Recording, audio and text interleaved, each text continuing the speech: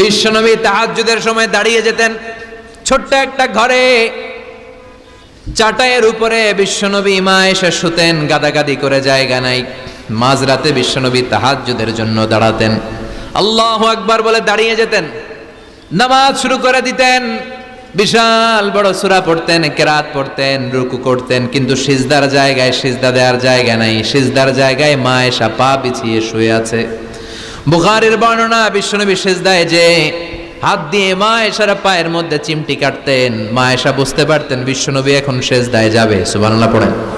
মা এসা বুঝতে পেরে পা দুইটা সরিয়ে নিতেন, বিশ্বনবী সিজদা দিতেন। সিজদা দিয়ে বিশ্বনবী যখন আবার দাঁড়িয়ে যেতেন, মা আয়েশা পা বিছিয়ে আবার শুয়ে পড়তেন। কি ইবাদত ছিল বিশ্বনবীর! হাত্তা তাতাওয়াররামু খাদামা।